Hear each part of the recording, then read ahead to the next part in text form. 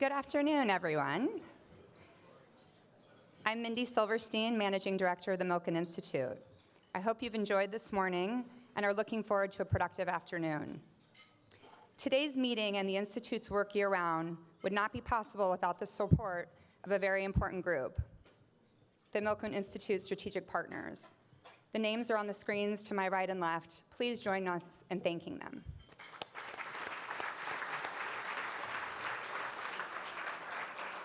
And specifically, we'd also like to recognize and thank those who support the work we do in California, the event today, but also year-round. So they should be up on the screen as well, so thank you.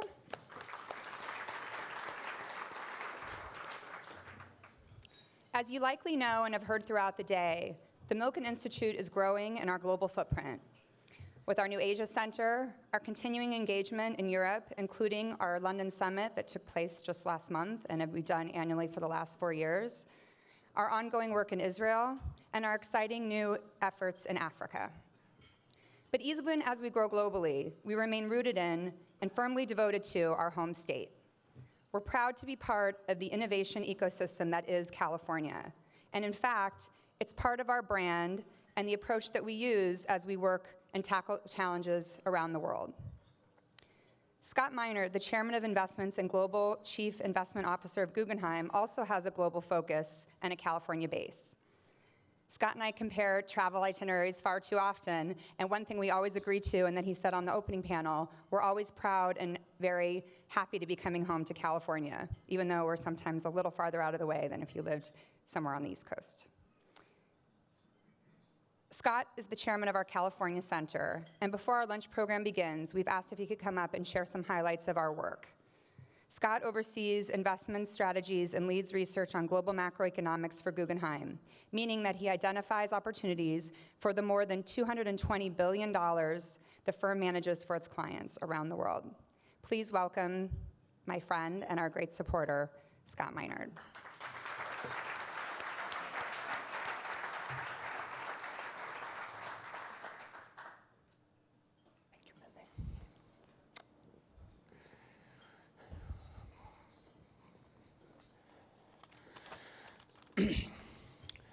You know, when I heard Mindy's comments, and I thought to myself, when I first started working with the Institute and doing the California Center, we only had $40 billion in assets. So, you know, I want to encourage you. Getting involved with the Institute can really help you with your business.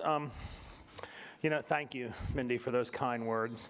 And, you know, it's really interesting being involved with the Institute as long as I have and having watched the evolution of what we're doing and the impact of what's going on.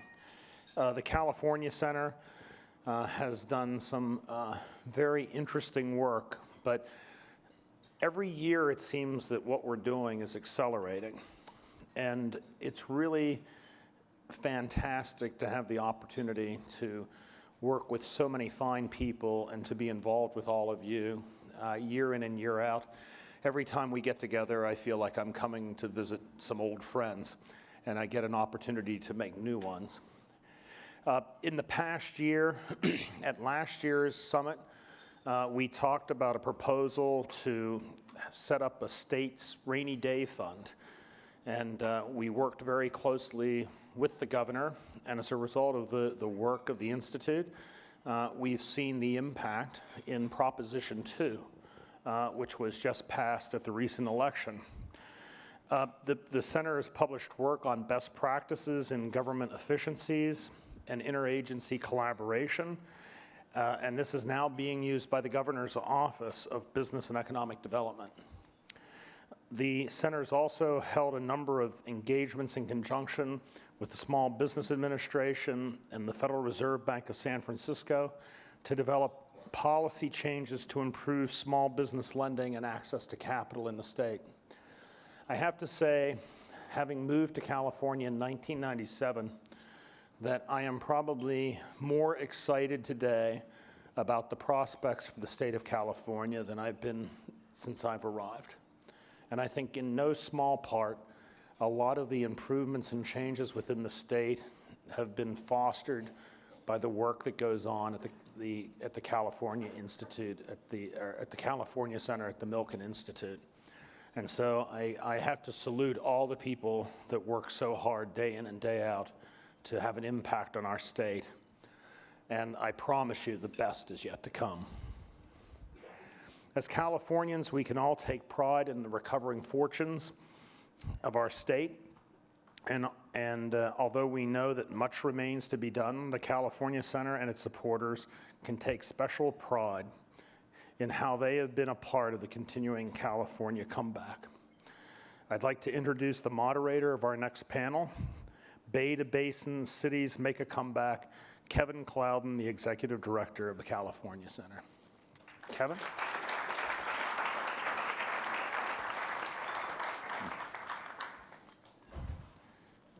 I hope Kevin isn't asking me to step in for him. Oh, there he is.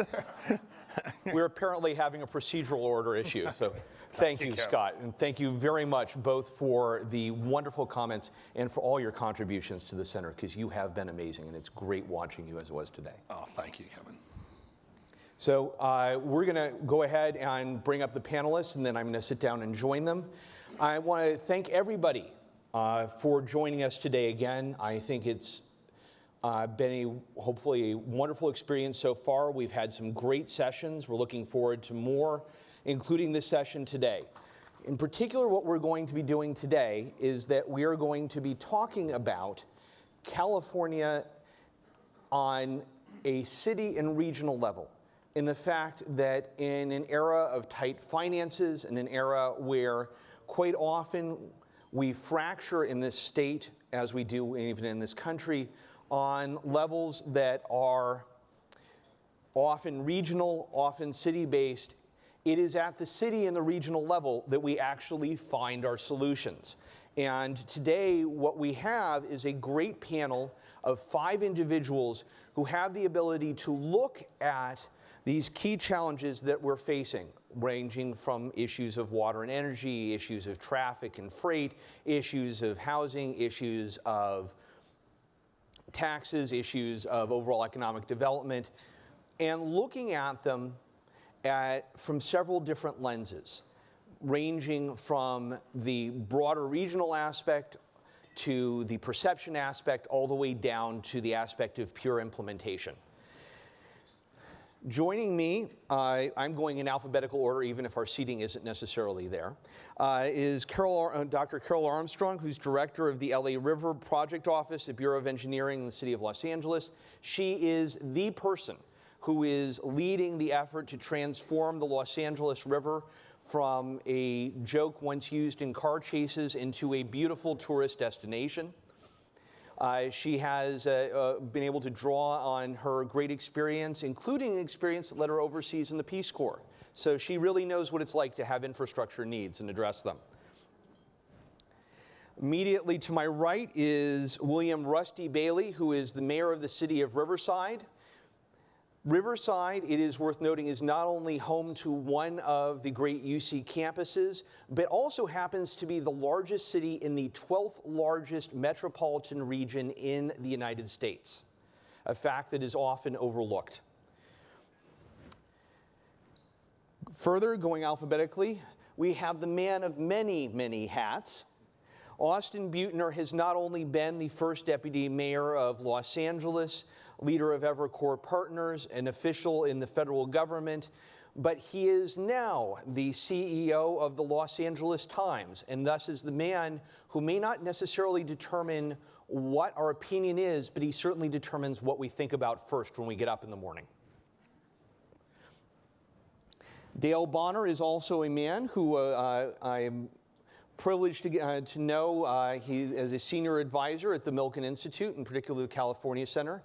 Not only is Dale the former Secretary of Business, Transportation, and Housing, but now in his role with Plenary Group, he has firsthand knowledge of what the business investment side does in terms of investments in infrastructure, and he is one of the nation's leading experts in implementing public-private partnerships.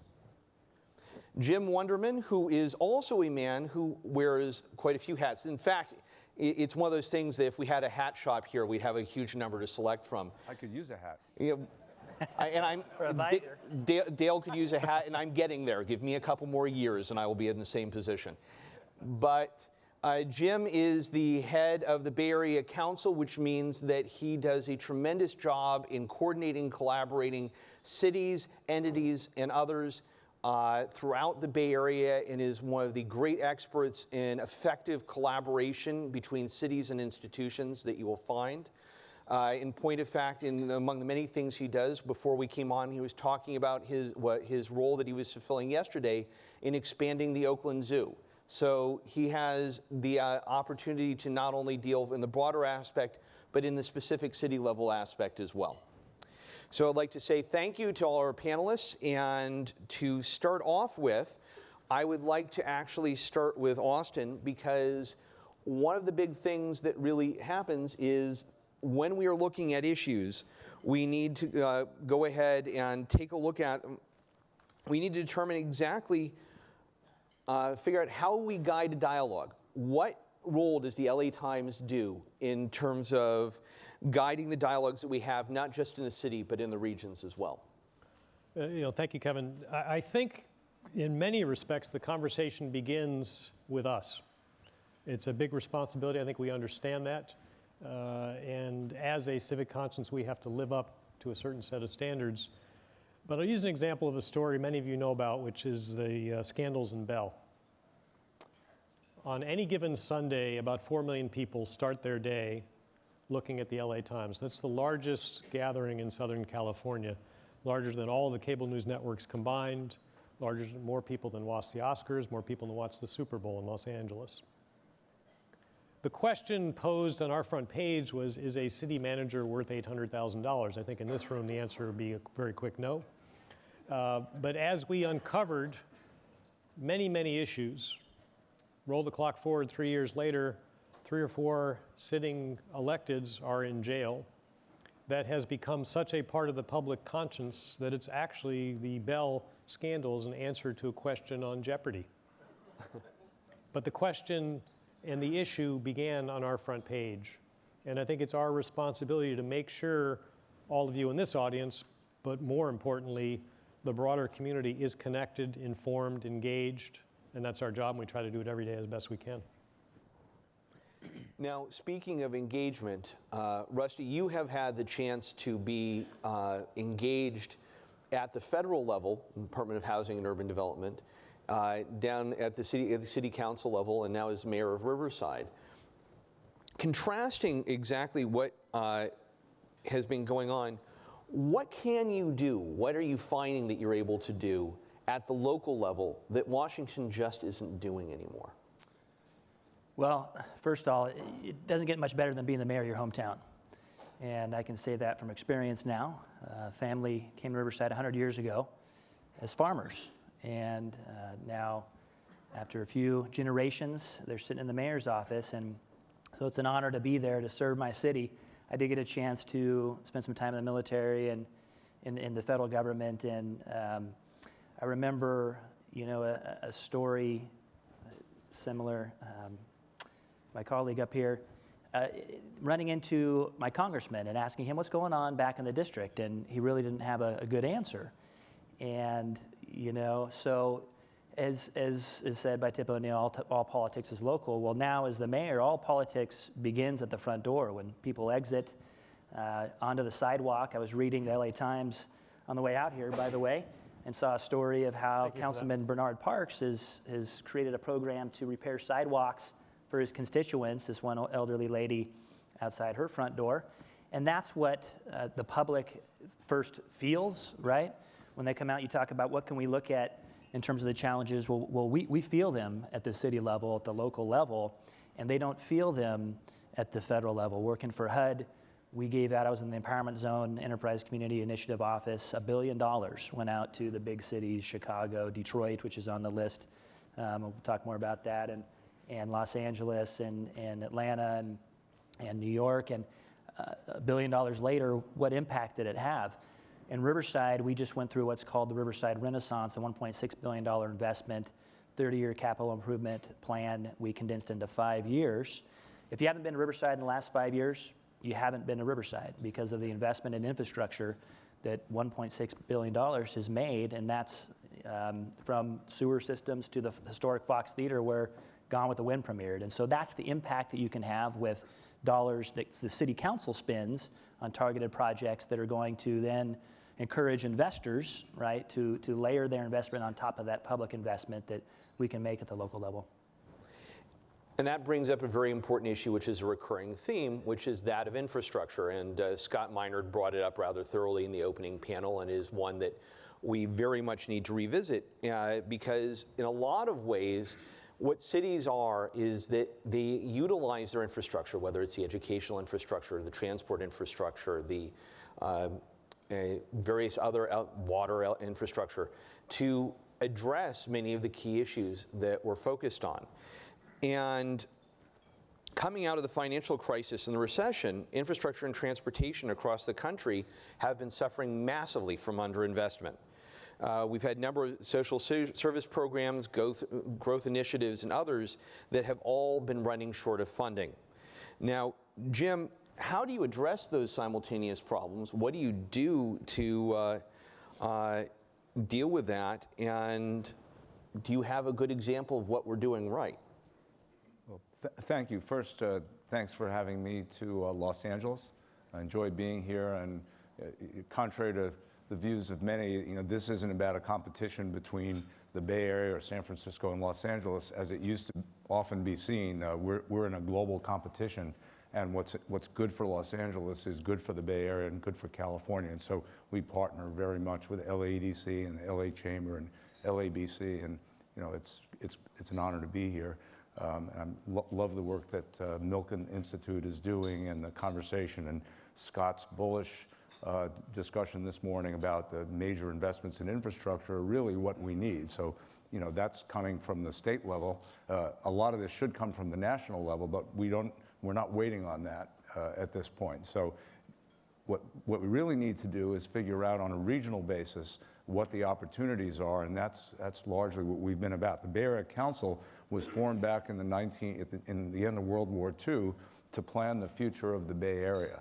And at that time it was Governor Earl Warren and folks like the Bechtels and the Kaisers got together, recognizing that the war economy would end and what would be next. And a lot of what we planned from that point forward was infrastructure driven. San Jose at the time, if you can imagine, had 45,000 people. There was, they were orchards, there was no Silicon Valley. So we had a lot to do with thinking longer term about what the potential of the region was, looking at its assets and how to connect it all up. And the first major project of the Bay Area Council was actually to build the first fixed rail system in America after World War II, called BART. Many of you are familiar with that system, and it's become the mass transit lifeline, not the only transit fixed rail system, but the lifeline of our region. Subsequent to that, it became more about, in this case, thinking about, for example, how to make BART work better. So one set of assets we had in the region where we have 3 international airports, and they function reasonably well, but they weren't connected up to the transit system. So back in the 90s, last time I was deputy mayor of San Francisco, we pushed really hard for a project that a lot of people didn't like because it was expensive to connect the BART system up with San Francisco Airport. And a little over $1 billion later, and so forth, that's where some of the hair went. We actually completed that project, and it's been hugely successful. And it's helped the airport, it's helped BART, and it's taken a lot of cars off the road. So it's an important connecting piece of infrastructure for our region. If you could show slide 10, I think, you'll see a picture of a project that we are about, no, that's not 10, that's 10. We're about to unveil this project tomorrow. This one was 20 years in the making, probably longer. This is a connector between the Oakland Airport and the Coliseum BART station in Oakland, which are several miles away. So this was a project that was conceived, at some point funded. By the time we got around to doing the project, the funding was way short of what was needed. And rather than going back to Washington or Sacramento and begging to make up the gap, we went with the weird concept of a public-private partnership, to bring in an outside joint venture to come in and design and build and operate this system. And of course, there's a lot of folks pushing back against that. But ultimately, I think the idea held its own. And we talk about collaboration. It took just about everybody. Cities, certainly the City of Oakland, Alameda County, the trades unions, the local officials from regional agencies, certainly the appointees to the Port of Oakland, which manages the airport. And all of them have their own sets of interest. And in the beginning, everybody had a reason why this was a bad idea. But tomorrow, we'll begin to operate that system just short of the Thanksgiving holiday. And it came in on time and on budget. It will not have folks in the cars operating the system. It's an automated system. We think it's an example of what can happen when ingenuity takes over and we experiment with doing things in a different way and then really drive that solution, not just come up with an idea, but execute well. And so really proud that the Bay Area Council had a big role in finally pushing this baby uphill. And tomorrow I get to make an even more exciting speech than this one because we got trains rolling, nothing like that. Yeah. As somebody who's had to take that bus from the Coliseum station to the airport several times, I thank you. People want to protect that bus, but not us. All right, well, that transitions to Dale and raises the issue of that investment capital in the public-private partnerships. Over the past 2 years, private investors have raised hundreds of billions of dollars to be invested in U.S. infrastructure. It's a rather hefty sum. And the question is are California's infrastructure agencies, not just at the state level, but particularly at the regional and at the city level, well positioned to co-invest? And what do they need to do to fix it if they're not? Thank you. I would say it's a decidedly mixed picture at the moment. A lot of hope and potential here in California. I would put it this way. Large portion of the private investment capital that you mentioned comes from here in California with our own CalPERS and CalSTRS, which have been increasing their allocations toward infrastructure investment methodically over the last couple of years. And yet, as we sit here today, they haven't found much opportunity to invest and deploy that capital here in California. CalPERS, in fact, did a statewide roadshow about 2 years ago, going from region to region, actively looking for opportunity to invest that capital here, and came up somewhat short, largely because of the political risk and the regulatory risk associated with new build types of large-scale projects here in California. Now, that's just where we are today. If you look globally, or say, just look in North America over the last 10 years, Canada has done maybe about 75 projects with the private sector, provincial and national level, with an asset value of about $70 billion. That's over a 10-year period. If you survey my firm and others in this business, and you look just in the next 2 years, the pipeline in the U.S. is estimated to be about $42 billion. So just in a matter of 2 or 3 years, the U.S. market may overtake a market that's been much more active and maturing over the past 10 years. The trick is that about a third of that $42 billion in estimated pipeline is here in California. It's the 710 projects, the 710 North, 710 South, it's the Trans-Bay Terminal, it's a lot of the big projects that we've all known about and been hopeful to see move forward for some time.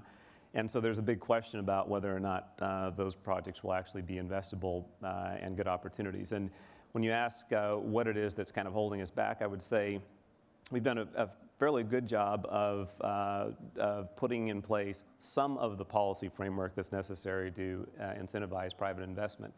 But there was a session earlier today on workforce training, and we often forget the public side of that equation. So your typical public works director or infrastructure agency today that has been doing design, bid, build, conventional projects for 20 or 30 years of his or her career, now faced with a private investor who is coming with a complicated set of documents and a complicated set of analyses and assumptions and looking long term and doing lots of things that they've not done before.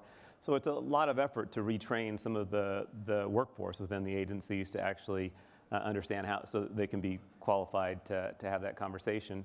And then secondly, we need to tweak some of the regulatory framework here. We've made some piecemeal changes over the years to make it easier to incentivize private investment. Right now, one of the key statutes that was passed in 2009 is due to sunset in 2016, at the end of the year.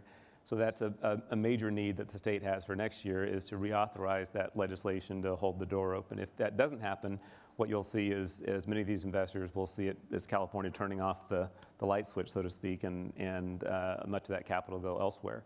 If we get that statute authorized and the state continues to retrain some of the workforce, I think I can speak for many investors around the world that say this is a very exciting market. You have the need, the clear need, which investors like to see. You have an increasingly strong set of partners with the state's finances improving. You have these large regional agencies that have the ability to raise and deploy capital coincident with the private sector. So a lot of opportunity here, but we're not quite there yet. We need that clarity and that commitment. Absolutely. Well, speaking of clarity and commitment, Carol, you've been incredibly patient, but you have quite a story to tell. And so what exactly is it about the LA River, other than great photo ops of canoeing and such, that gets the mayor so interested? Well, the LA River is infrastructure with a pulse. It is an amazing flood control channel. It was built back in the 30s in order to enable millions of people to live in its floodplain. But the real amazing thing of the LA River is the communities around it that have called for revitalization of the river for decades. And the mayor hears that. And we're so lucky that Mayor Garcetti, when he came into office, could have chosen a lot of different issues, but he chose to elevate the Los Angeles River as one of his top priorities. And he did that because he knows the communities along the Los Angeles River, and he knows that they've been divided by the channelization of the river. He knows that they've been historically underserved, and he knows that there's opportunities now, especially through the federal government and the Urban Waters Federal Partnership Program, that's really looking at urban waterways as ways of triaging, going into cities and seeing where you've had some decline and then revitalizing them from the inside out. And in Los Angeles, we have had people building projects along the river for a long time, but it's been very piecemeal. So we opened trails last year, we opened mini parks, and those kind of things are happening, but we can't make major change unless the Army Corps of Engineers, the entity that channelized the river, says that we can. So you've seen in the press the $1 billion+ study, that's the Arbor study, which means that the federal government finally sees that it's worth it to invest in changing the concrete in the river's channel, to invest in ecosystem restoration. And that's important because this is the river that flows through the nation's second largest urban agglomeration, into the world's largest water body, the Pacific Ocean, in one of the world's only 5 Mediterranean climate type regions. So the upstream LA River watershed, which is 870 square miles, has everything to do with drought resilience and surviving in this time of crisis. And since 2000, the state of California and others have invested over $150 million in the Los Angeles River. Now it's time to tap into those outside resources and make this happen. Should we wait for the Army Corps to do it for us? I'd like to say no. There's opportunity to move now. It's cheaper the sooner that you move now, and then you leverage outside resources. So in general, the LA River Corridor, home to millions of people, just within the city of LA, there's 80 schools within half a mile. There's high quality transit areas. The business corridor along Ventura Boulevard is of critical importance to the river and the valley. And we're so excited about the opportunities that exist moving forward in revitalizing the river. And it's something that we're very much looking forward to. Now, Austin, the LA Times has played a big role in terms of shaping how people perceive a lot of this debate over the river. What exactly, how far back also, since you were in the prior mayoral administration, how far back does this debate go, and how has this debate changed, and what kind of consensus is developed around it? You know, I think Carol touched on, these are long cycle things. When you talk about anything in infrastructure, one of the challenges the political system has had in dealing with it is there's only one ribbon cutting. And therefore, the hard work to take it to that point may have been done by a prior administration or administration prior to that prior administration. So I saw when I was in City Hall, and I'm sure under all of the prior administrations, work had been done. To Carol's point, different administrations may prioritize it, but this is a long time in coming, and it will be a long time in delivery. The challenge is to keep that political will, keep the conversation going, build support so that at the end of the day, things happen. We talked earlier about the BART, right? That was 2 decades from first conception to first passenger. And I think the LA River project will be similar. So lest it becomes any one person's vision or idea, it needs to become the community's. And I think that's one of the ways the LA Times tries to engage our broader community so that there's a breadth of stakeholders. It's everybody's LA River. Absolutely. Rusty? You know, we've had some success out in Riverside. Can anybody in here name the river that is next to, adjacent to Riverside in the back? The mighty Santa Ana. Thank you very much. Most people don't realize that when they come to Riverside.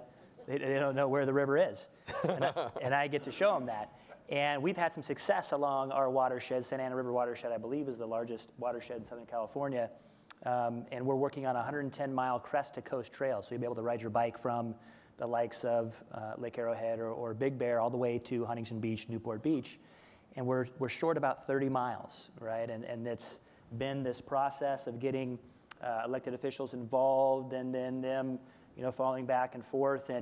But we have a lot of momentum now, although the Army Corps of Engineers is one of those hurdles, as well as most recently the state park system, Chino Hills State Park.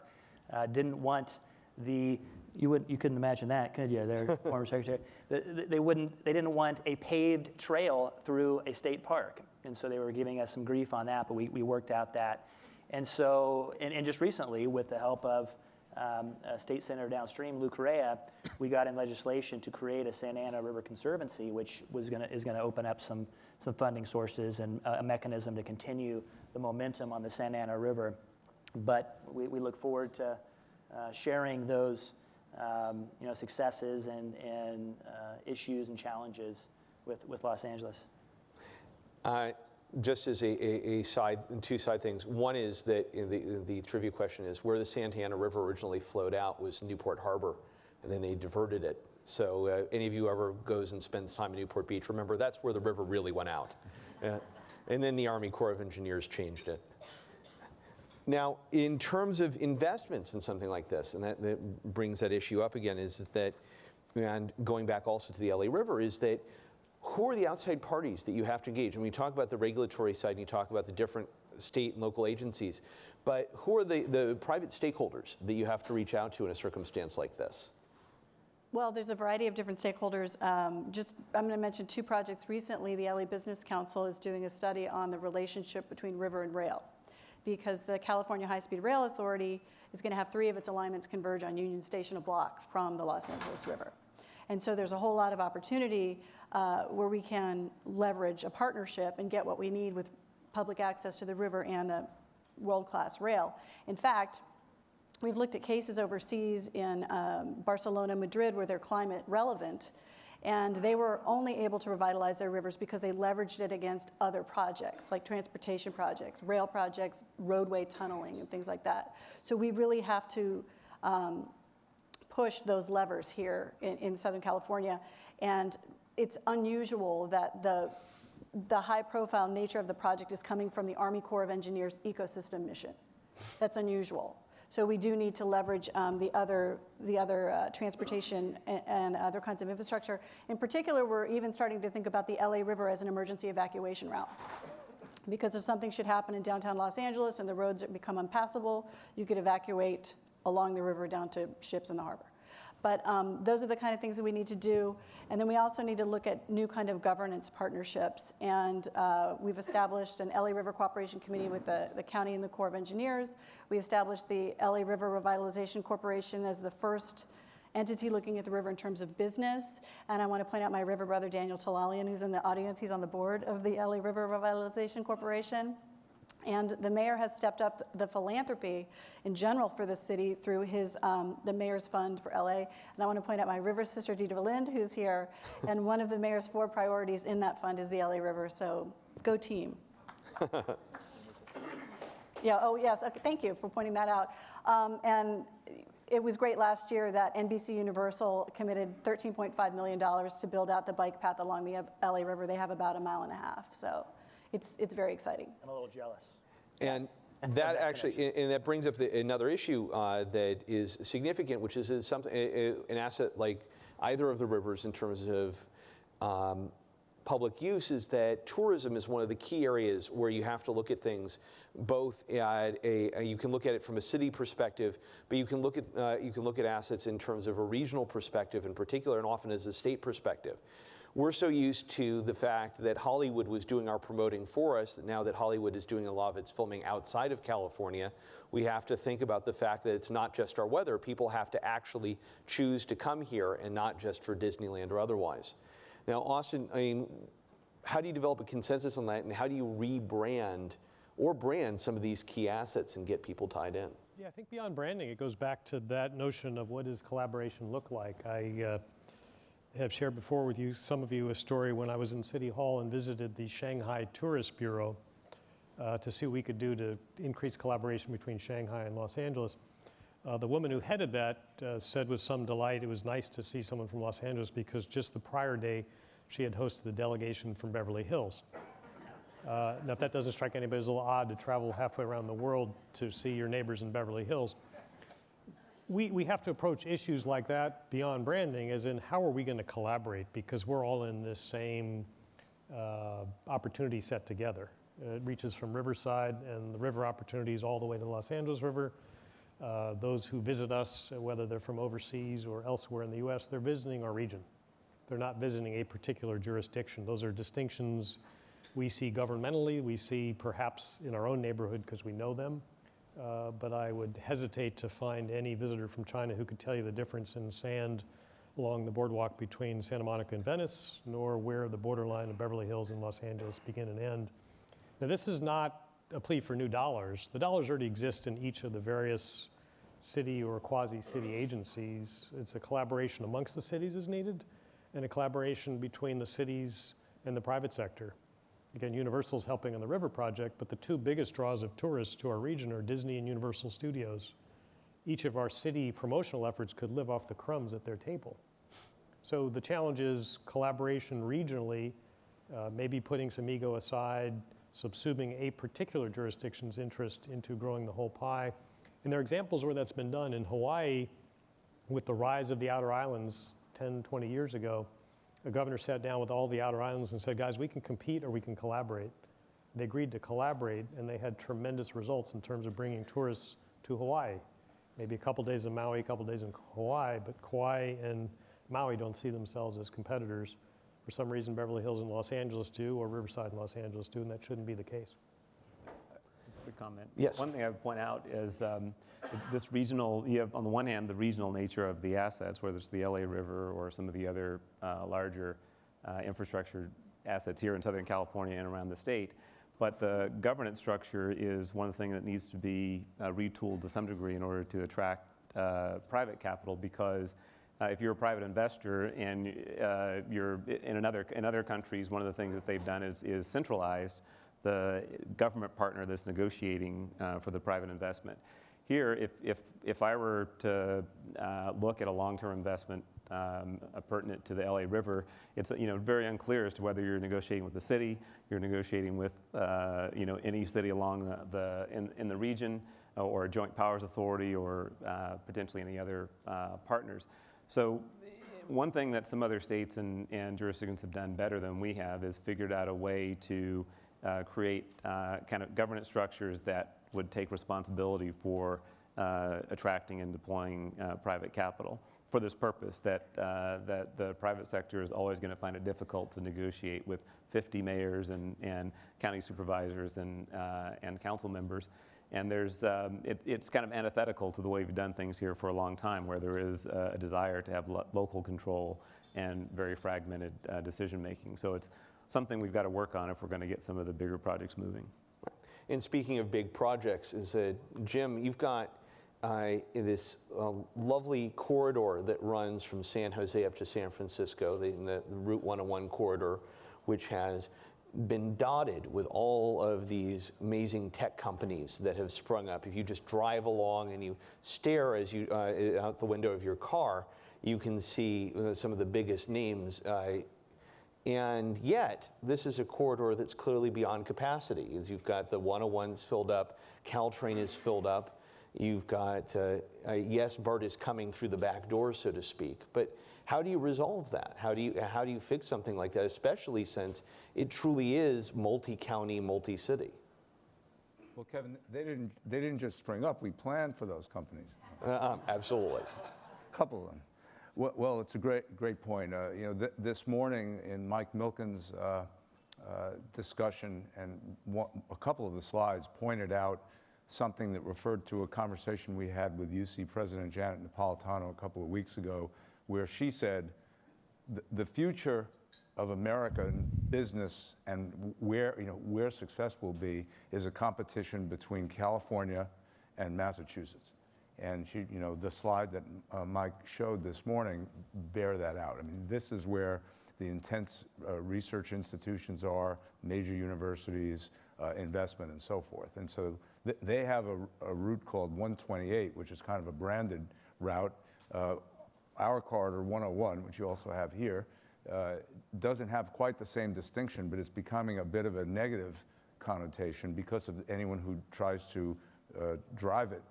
Experiences as intense traffic. In fact, it is an amazing corridor what's happened, because what it used to be was that the tech industry was concentrated in and around San Jose, north of San Jose, Palo Alto, Mountain View, Silicon Valley, but that's changed. So the tech industry has moved north, although it stayed south. And so we now have this 50-mile corridor with these incredible companies along it, and they're fast-growing companies. They're hiring people like crazy, and ideally, they tell me, and they're all our members, they'd like to stay and grow in the Bay Area. There are strategic reasons for them to do it, but the price of housing, for one thing, and the congestion for another are really challenges to that. And so what we've done is we've convened a group.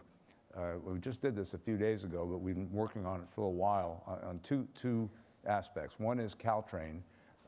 It has now grown from 28,000 riders a day to 60,000, and we'd like to push it north of 100,000. We've already received a major investment from the High-Speed Rail Authority to electrify the route, to eventually bring it into San Francisco to the Trans-Bay Terminal, but at least for now, to electrify it and be able to bring in a new control system and so forth, and vastly increase the performance of the system, more trains, bigger trains, and so forth. So Caltrain modernization is one aspect. The other is the Highway 101 and 280 themselves. And what we did the other day is talk about the need for collaboration. That's a 3-county area with a number of regional agencies involved as well. And then you have Caltrans, and you have cities. So we convened Caltrans, the Metropolitan Transportation Commission, which is our MPO, VTA, Santa Clara County, San Mateo County Transportation, San Francisco MTA, and Google, Facebook, LinkedIn, Apple, Genentech, and several other companies, major employers. And it didn't used to be the case that you could get employers to come to the table on transportation issues. They kind of talked about it, but it wasn't their thing. But for these companies, it's become a strategic issue, which is worrisome to me when they start using words like that. So we convene these folks with a goal of short-term, not just long-term infrastructure investment, which we need to do, but short-term technological fixes to try to get relief on the system. The major opportunity that we have is ride sharing. It's to get people, the space we have is the remaining space in the car, which is a single occupancy vehicle. And there's plenty of additional space that could improve around the margins of the performance of that freeway and ease it up. There's some other things, ramp metering. San Mateo County, which is in the middle of this, actually does not have an HOV lane. They've been resistant to it because they're a through county. And so pulling all of this together, we think, with ingenuity and a push, we may be able to get some performance improvements. If you could throw up slide 12, I think it is, I want to show you something. I want to share this with you. What do you see? Anyone know what that is? That's it. Yeah, it's not just a bus. You're right. It's even a harder question than the one on who uses the most electricity. That has become called a Google bus. These buses are used by companies like Google and the others I mentioned to transport their workers to work. They're paid for entirely privately. So the companies finance this to give a quality commute experience to their employees where they have Wi-Fi and they have the opportunity to interact, and it's got a lot of social and business benefits to this. This has become collectively the 4th largest transportation system in the Bay Area. 4th largest system, 45,000 trips a day in a fairly short period of time and rising fast. And one of the things we want to do is facilitate the operation of the system. Well, San Francisco got in, if you watch the news on this, which went international, this became a symbol of something wrong in society and haves and have-nots. The Bay Area Council actually negotiated the agreement between the city of San Francisco and these companies and the bus companies that provide the service so that they now pay a fee for use of San Francisco's infrastructure. And you haven't read about it much lately. It's gotten kind of quiet. And we've got this pilot program working. But this is, if you think about it, this is a new form of transportation paid for by the people who need it, where there's value added, so it's not an additional burden on society. It's very, very efficient, works for the company, it's certainly working for the region. The biggest challenge is these buses sit in this incredible traffic on Highway 101, and that's not efficient. So now we're thinking about express lanes and what would it take to move this, if people can either get on a bus or be together in each other's cars using technology to meet and work that out, how to move them quickly as opposed to people, sitting in their own vehicle, which are sort of the drivers of the past. So it's pretty exciting, and we think, the ultimate collaboration is really between the private sector and the public, and this could become a great example of how that can flourish. I would just point out, you might talk to the people in Colorado, because we're building a corridor connecting Denver and Boulder, about 36 miles. And I think it's the first corridor in the nation that's designed to accommodate bus rapid transit, cars, and bicycles in the same corridor. And our compensation for the operation of that corridor is tied in part to a guarantee that those buses are moving at a certain speed and traffic over a certain period of time. So we need to talk. Let's talk. Good. Solutions Kevin, right here. Can I show slide 15? Please, Because Carol. I want to talk a little bit about what we're, is that it? That's not the one. How about slide 13? It's a pretty slide. Okay, so, but you're just talking about Denver. And so this is an example of the LA River. If you look to the left, that's going to be the future high-speed rail corridor along the Metrolink corridor. And on the other side is the city of Glendale. So the perspective is from the city of Glendale looking into the city of LA. And you've got one of the river's main tributaries coming in from the left. But that whole area is zoned industrial. And it's completely underutilized because there's access issues. And the Metrolink project wants to seal the corridor and close access right underneath the freeway. So we were talking with the Army Corps of Engineers about how do we get ecosystem restoration out of this. And this is on slide 14. You could still get ecosystem restoration, and then you could provide access as part of what the High-Speed Rail Authority is going to do is they have to grade separate. So they're going to grade separate into this area. We create this greening with trails, and you already have an 11-mile trail on the right bank of the river, but you allow the area in there to redevelop as well.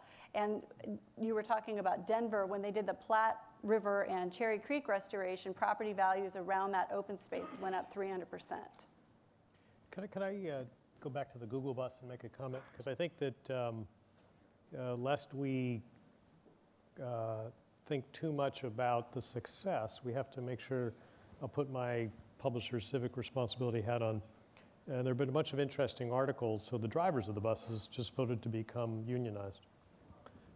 And if you peel away, what you'll find is the passengers on the buses they're all getting stock options and they're making a fortune and they're using public infrastructure to go back and forth to work. The drivers actually are only paid for the drive there and the drive home, stranded from home. So they're working somewhere between a 15 and an 18-hour day, paid for less than half of that. And one of the things I think that needs to be part of a conversation like this is what is the civic responsibility of all the haves to make sure that the infrastructure and the investments we're making don't just benefit the haves? Because you could argue for or against the Teamsters, but that's really a symptom in response to an issue, which is there's a corporate responsibility to make sure the community as a whole benefits, right? Because it can't be just the singular focus, I want my HOV lane, you got to make sure you bring the families of the drivers along too, and those kids have that same set of opportunities that the engineers or whoever's riding along in the bus have had made for them along the way. You know, we certainly agree, and the meeting that we had the other day with those companies was the same day or the day before that they were set up for the meeting with the Teamsters to vote. And the folks from the companies who were transportation people were in agreement that this is an issue. So, you know, I think anytime you have market disruption, things don't happen necessarily evenly, and there needs to be some catch-up. And, you know, certainly in the Bay Area, and we're not alone, you know, it's a huge issue what's happening with the wealth divide and how we continue to create middle-class jobs in California. And these bus drivers could be middle-class jobs. They're complaining that they're not because they're being mistreated. So, you know, I think there's a lot of opportunities that come through, you know, having successful companies that have very successful workers that then demand services, and then, but then making sure that those service industries are fair paying. Beyond that, we need to think more strategically as a state, and this is something we're really thinking a lot about at the Bay Area Council, is what are this, and it was discussed this morning, and you know, building infrastructure is one of those, one type of investment that creates a lot of middle-class type jobs. What are the strategic steps we need to take as a state to ensure that we have a strong economy, but a strong economy for everybody? And I think California leaves something behind when it comes to that. We are an over-regulated, over-perfected society, and in a fast-changing global economy, we can't, you know, unless, you know, we don't want to turn around one day and find ourselves with the problems of Detroit. So it's great to be in the Bay Area today, but, you know, this is the same region that took the state into recession back in the dot-com bust. We lost enough jobs. We lost 400, you know, Governor Davis remembers, we lost 400,000 jobs in the Bay Area in a very fast period. During that same time, the rest of the state actually added jobs. We had enough of an impact to take the state into recession, and Los Angeles did the same thing with Southern California back in the 1990s in the defense industry situation. So, you know, we have to be more thoughtful, more long-term in our thinking, and I agree with you. You know, we can't just, we're excited that we can do some of these things and come up with some good ideas, but at the same time, we have to be thoughtful about the implications of those and, you know, what we need to do to make sure that this is a success for everybody. I can tell you quickly the way the city of Long Beach is dealing with that very issue. They're seeking a private partner to rebuild their city hall, their city park, and their public library. And they've put a twist on this process for the first time ever, at least in the US, where the private partner, before you get the 35-year contract, you've got to spend at least 9 months going around the community to get the community input to address issues like jobs and transportation impact and those issues. So typically you get the contract, you negotiate the fine point, and you're off to the races building. In this case, they've added this added layer of process to get the community involved to address some of the issues that you've raised. So it's a unique approach that may be replicated elsewhere. Rusty? Riverside has an idea towards addressing some of these challenges, and I look forward to the panel's feedback on that, especially an editorial from LA Times, perhaps. If you go to slide 7, Press Enterprise, our local paper, is editorialized against the mayor's concept here, and it's called Riverside Reconnects. Back in the 1900s, we had, in Southern California, the most expansive streetcar network in the world.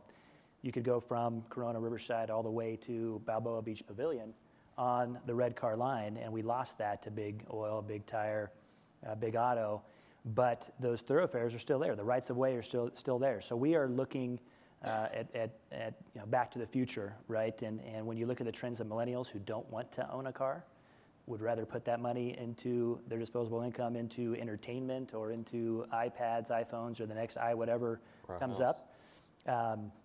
And so you can see in this picture, at least for Riverside, it's an answer to a number of questions that have been presented to its mayor in terms of where are we going to develop, where are we going to build up, you know, the social justice impacts that it has. Public transportation definitely is right in the wheelhouse for that type of argument. But when you think of what it costs a month or a year to own a car and to maintain it and the tags and insurance, it's at least $6,000 for people living in, a middle income or lower families, right?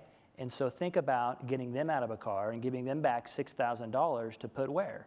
Into the local economy, into a higher, housing standard of living or education, right? We have 3 universities and a college in Riverside, but nobody thinks of us as a college town. 50,000 college students take us to 350,000 people. That's close to New Orleans, right? We already have a population the size of St. Louis, Cincinnati, and Pittsburgh.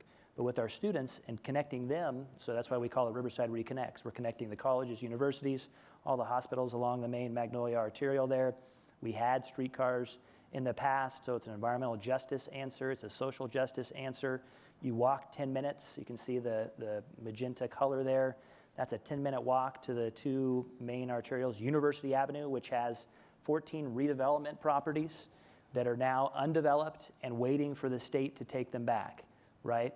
So that was the answer, unfortunately, to Governor Brown versus Mayor Brown in taking back redevelopment. We're here looking at an economic development tool, or without one, redevelopment was that economic development tool. So we're seeing streetcars as development-oriented transit, flipping the transit-oriented development model and looking at development along this corridor, building up, tying it to fiber so that we can have high data use along that towards the hospitals and doctors that we're producing out of UCR's New School of Medicine. And so anyway, this is one of the ideas, the game-changing or the entrepreneurial mayor ideas that I've come up with, and I hope that I can bring it to fruition.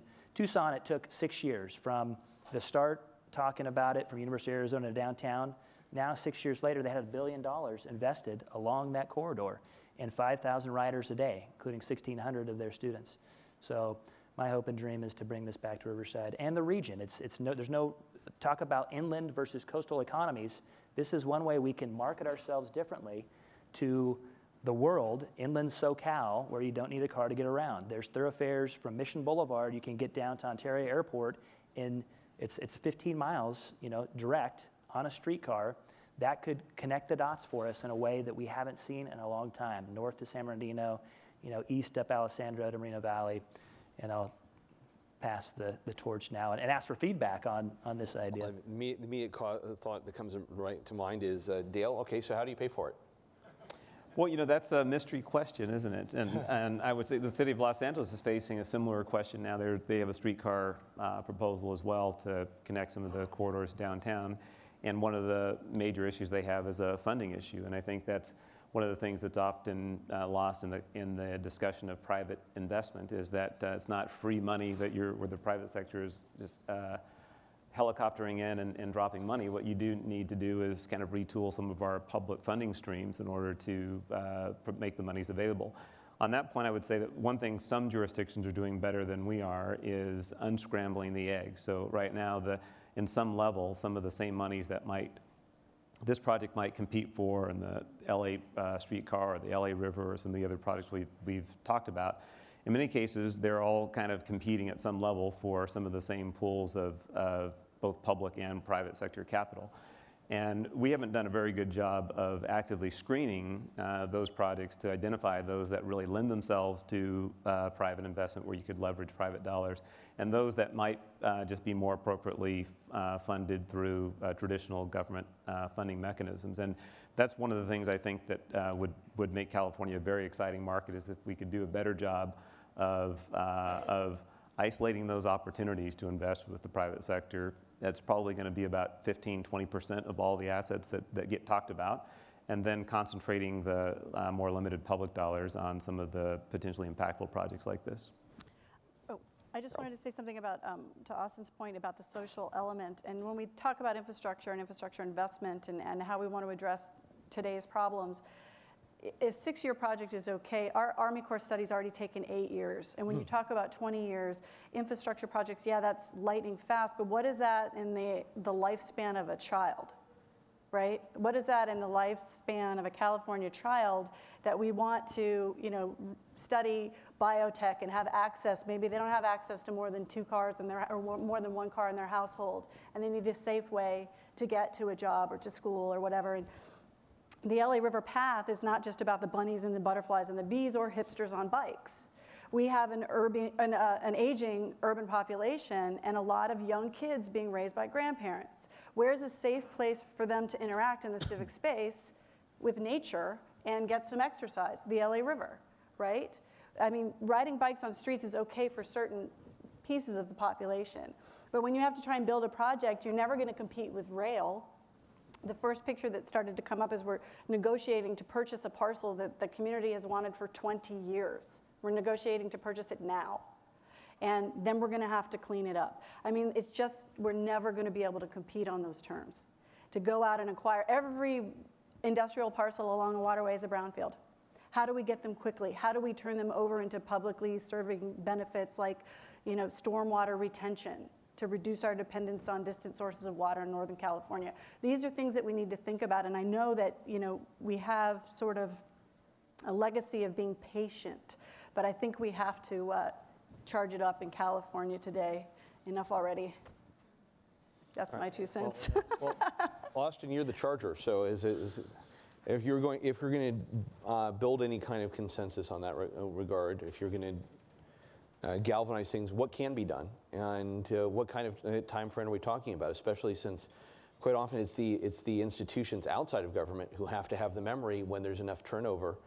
In Rusty's case, he's got a great vision, but he may not be in office long enough to see it. Just to, if he's got Tucson, he'll be there. I mean, for all we know, he could move on. He could be in the next office, looking back and saying, "Look what I did." But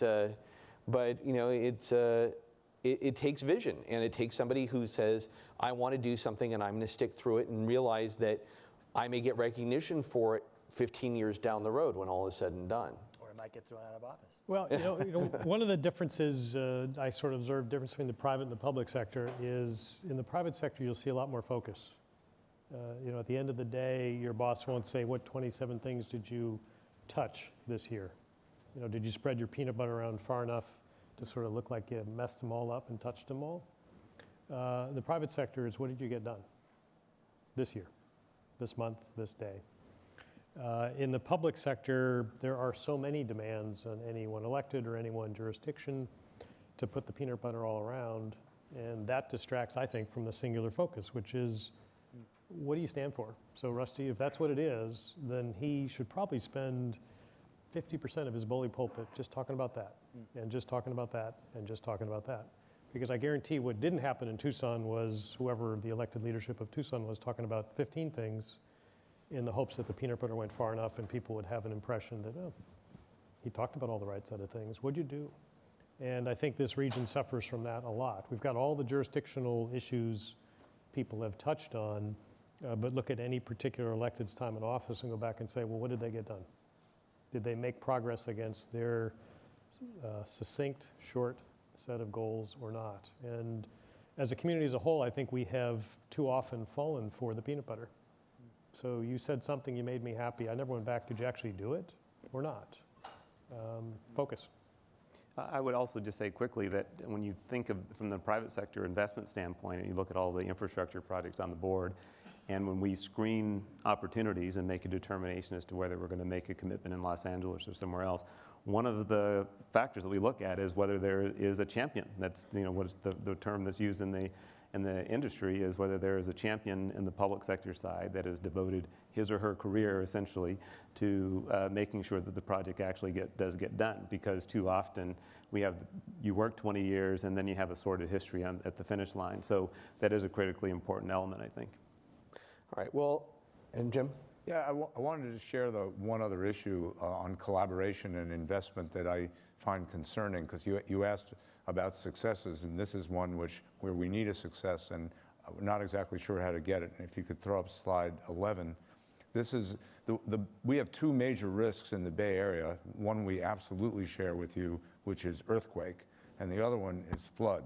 So we're in the middle of a drought, so folks aren't talking as much about flood, although Carol probably thinks about it a little bit. But actually, the San Francisco Bay estuary is extremely prone to flood. There's been historically many, many major floods, and recently we've seen actually more flood events and king tides, although we haven't had the kind of storm that would drive the flood that we're thinking about hasn't happened in about 150 years. So kind of like the 1906 earthquake, nobody exactly is around to remember it, but it absolutely could occur. They call it a Pineapple Express, a series of storms from Hawaii that sweep across Northern California. This map essentially shows that vulnerability. If you look at the area around the southern part of the bay, although it's around all parts of the bay, that's Silicon Valley, and that area is literally ringed with major companies and jobs. So from Tesla to Marvell, to Cisco, to Google, to Apple, to Facebook, they're all there with their thousands of jobs and the economics that go with that, and many, many other private and public assets. And this is a region that has so many different agencies involved with it, federal, state, local, and regional. And nobody's actually, the group that's actually in charge of this is the United States government and the Army Corps of Engineers. But guess what? They're not hurrying to respond to this problem. So we saw what happened in New Orleans and more recently in the Northeast Coast and New York and New Jersey. I mean, that could very much happen in Northern California. If it did, we would have tremendous economic dislocation. And what we're doing is we're trying to work with Senator Feinstein, who's very interested in this, and the mayors and the business community, Bay Conservation Development Commission and others, to see if we can't get a grip on what to do about this problem, which is certainly a multi-billion-dollar problem that requires some combination of natural grassland solution as well as some hard infrastructure that we're going to need. But it isn't specifically a sea level rise issue, although that's certainly a factor in it. It's not making it better. But if we don't address this soon, we could find ourselves in a situation where we're looking back and then we'll spend tens of billions of dollars and suffer a lot. So you may face similar kinds of issues here in Southern California. We're really interested in trying to find a solution to this particular problem, which will require a collaboration, perhaps the likes of which we haven't seen in the Bay Area region. Well, that brings it to concluding thoughts very quickly, since we don't have a lot of time left. Austin, if you had one takeaway thought that you'd say that we need to emphasize, particularly on solutions. Let's stay with my last comment, focus. Carol? I'm going to say a collaboration at the city level. Innovation's happening at the city level worldwide. The future's urban. Rusty? I'm going to say UCLA beats USC 31-28. All right, we're out of here. Got some Bruin fans? Yeah, well, and beyond that? And infrastructure. Dale? I would say leadership. California's got all the fundamentals in place. It's a very attractive place not only to be, but to invest. And we've got a lot of needs here, a lot of opportunities. And I think if we can embed it in leadership is the focus and some of the other elements that have been mentioned here. But that's really, I think, the key thing that's missing right now is the sense of urgency and leadership to make some more things happen. And Jim? My throwaway line about cooperation between San Francisco and Los Angeles was made easier by the Giants' World Series victory. I will say that. However, in fact, we do need. Thank you. We do need to see more collaboration in the state along the lines of what we saw with Proposition 1 and the water bond, where a lot of folks with many different interests can come together in common purpose. And we have a very big state that's very diverse with different needs in different parts. And I think that kind of leadership to bring us together is what we need to address these issues. All right, well, I'd like to say thank you very much to our great panel and to our panelists. And thanks to all of you for being here. And we look forward to having you here for the rest of the afternoon. Thank